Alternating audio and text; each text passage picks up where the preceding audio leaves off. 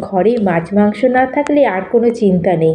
এইভাবে ডিম আর মুসুর ডাল আর আলু দিয়ে বানিয়ে ফেলুন দুর্দান্ত স্বাদের এই রেসিপি। আর আপনারা এই রেসিপিটা বানিয়ে ভাত রুটি দুটোর সাথেই খেতে পারবেন।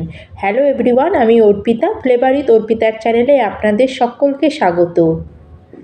তাহলে চলুন বেশি কথা না বলে শুরু করা যাক আজকের রেসিপি। আর এই রেসিপি বানানোর জন্য সবার প্রথমে এখানে আমি একটা ছোটো বাটির 1 বাটি মুসুর ডাল নিয়ে নিয়েছি।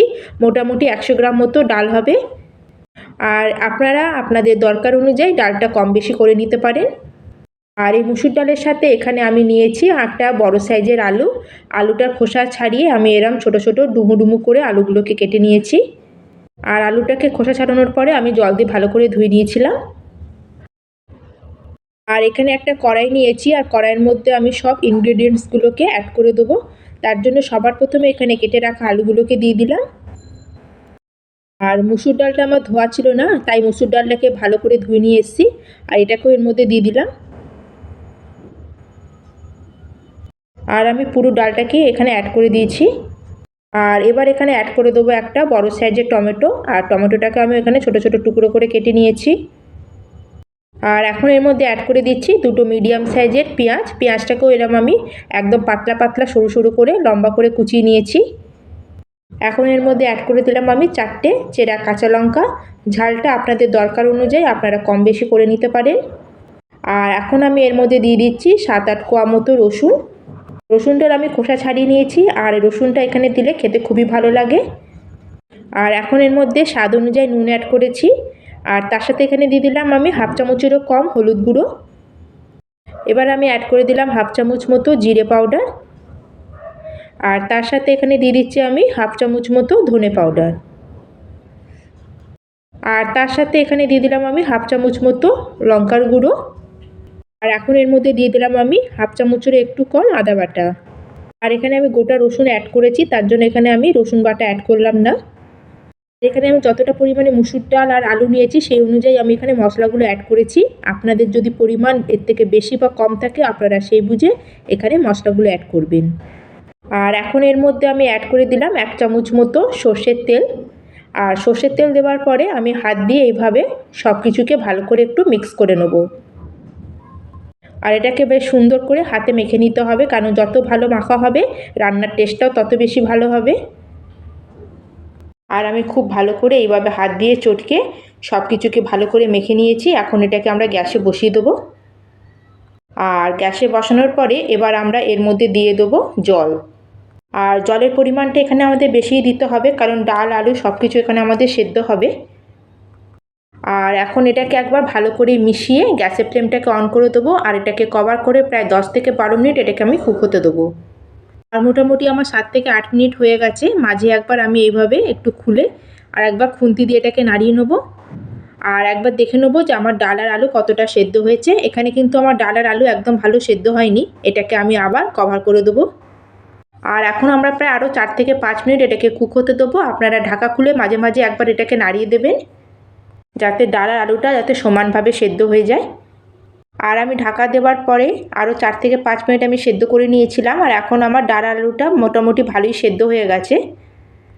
আর এইভাবে আপনারা সময় নিয়ে ভালো করে সেদ্ধ করে নেবেন। আর এখন আলুটা সেদ্ধ হয়েছে কিনা একবার চেক করে নেব। আর এই দেখুন আলুটা আমার কত সুন্দর সেদ্ধ হয়ে গেছে। আর এখন এখানে একটা হাতা নিয়েছি, আর হাতা দিয়ে আলুগুলোকে ডালের মধ্যে একটু ম্যাশ করে দেবো। আপনারাও এইভাবে হাতা দিয়ে একটু আলুগুলোকে ম্যাশ করে নেবেন ডালের মধ্যে, তাহলে কিন্তু রেসিপির স্বাদ অনেকটাই বেড়ে যায়। আর এটাকে ঢাকা দিয়ে আমি একটু লো ফ্লেমে রেখে দেবো। আর ততক্ষণ আর একটা আমি গ্যাসে প্যান বসিয়ে নিয়েছি। আর প্যানের মধ্যে আমি দিয়ে দিলাম 1 চামচ পরিমাণে সর্ষের তেল। আর প্রথমে আমি তেলটাকে ভালো করে একটু গরম করে নেব। আর তেলটা আমার ভালো মতো গরম হয়ে গেছে। এখন এর মধ্যে অ্যাড করে দিলাম আমি একটা ডিম। আর এখানে আমি একটা ডিম দিয়ে করছি, আপনারা চাইলে ডিমের পরিমাণটা বাড়িয়ে নিতে পারেন। আর এখন আমি এর মধ্যে দিয়ে দিলাম স্বাদ অনুযায়ী একটু নুন। আর এখন ডিমটাকে আমি ভালো করে একটু ভেজে নেব।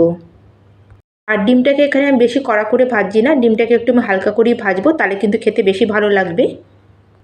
আর আপনারা যদি এই রেসিপিতে ডিম দিতে পছন্দ না করেন তাহলে আপনারা ডিমটাকেও স্কিপ করতে পারেন। ডিম ছাড়াও এই রেসিপিটা খেতে দুর্দান্ত হয়। দেখুন বন্ধুরা, ডিমটাকে আমি একদম হালকা করে ভেজে নিয়েছি আর ডিমটা আমার ভাজা হয়ে গেছে। এখন এটাকে আমি একটা জায়গার মধ্যে উঠিয়ে নেব।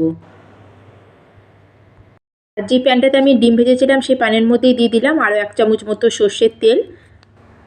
আর তেলটা ভালো মতো গরম হলে এখন এর মধ্যে একটা শুকনো লঙ্কাকে আমি ভেঙে দিয়ে দেবো। আর তার সাথে এখানে দিয়ে দেবো আমি 1/2 চামচ মতো গোটা জিরে। আর এখানে আমি গোটা জিরে অ্যাড করেছি। আপনারা যদি জিরে না খেতে চান আপনারা জিরের পরিবর্তে এখানে 5 ফোড়নও অ্যাড করতে পারেন, তাতেও খেতে দারুণ হয়। আর জিরে আর শুকনো লঙ্কাকে কয়েক সেকেন্ডের জন্য ভাজা হলে আমি এখানে অ্যাড করে দিলাম 4-5 খানা রসুন। আর রসুনটাকে আমি একটু ঝিরিঝিরি লম্বা করে কেটে নিয়েছি। আর যদি ফোড়নে যদি এভাবে একটু রসুনকে ভেজে দেওয়া যায় খেতে ডালের টেস্ট অনেকটাই বেড়ে যায়। আর রসুনটা একটু ভাজা হলে এখন এর মধ্যে অ্যাড করে দিলাম পেঁয়াজ। এখানে আমি একটা ছোট সাইজের পেঁয়াজকে এরকম ছোট ছোট মিহি করে কুচিয়ে নিয়েছি। আর পেঁয়াজটাকে আমি একটু লালচে করে ভেজে নেব। আপনারা বন্ধুরা অবশ্যই কিন্তু এইভাবে একবার বানিয়ে দেখবেন, এটা ভাত রুটি দুটোর সাথেই খেতে খুব ভালো লাগে। আর পেঁয়াজটাকে আমি লাল করে হালকা ভেজে নিয়েছি। আর এখন আমরা এই ফোড়নটাকে ডালের মধ্যে অ্যাড করে দেবো। ফোড়নটা অ্যাড করার আগে আমি ভালো করে ডালটাকে একবার মিশিয়ে নেব। এবার আমরা পেঁয়াজ রসুনের ফোড়নটা ডালের মধ্যে অ্যাড করে দেবো। আর এটাকে খুন্তি দিয়ে এখন একটু ভালো করে আমি ডালের সাথে মিশিয়ে নেব।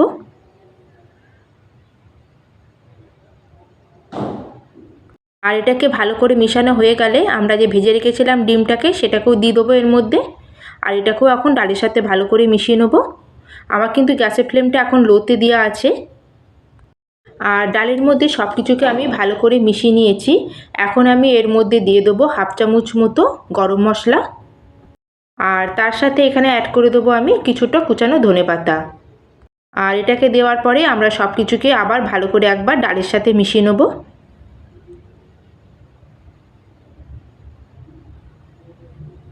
আর ভালো করে মশলাটা ডালের সাথে মেশানো হয়ে গেলে আমরা গ্যাসের ফ্লেমটাকে অফ করে দেবো। আর এটাকে কভার করে আমরা 2-3 মিনিট স্ট্যান্ডিং টাইমে রেখে দেবো। আর আমি গরম গরম এটাকে এখন সার্ভ করে আপনাদের দেখাচ্ছি। আর আপনারা কালারটা দেখে বুঝতেই পারছেন যে এটা খেতে কত টেস্টি হয়েছে। আর আজকের রেসিপিটা বন্ধুরা আপনাদের কেমন লাগলো অবশ্যই কিন্তু আমাকে কমেন্ট করে জানাবেন। আর যদি ভালো লাগে ছোট্ট একটা লাইক করে দেবেন। আর যদি চ্যানেলে নতুন বন্ধু হয়ে থাকেন তাহলে প্লিজ চ্যানেলটিকে সাবস্ক্রাইব করে দেবেন।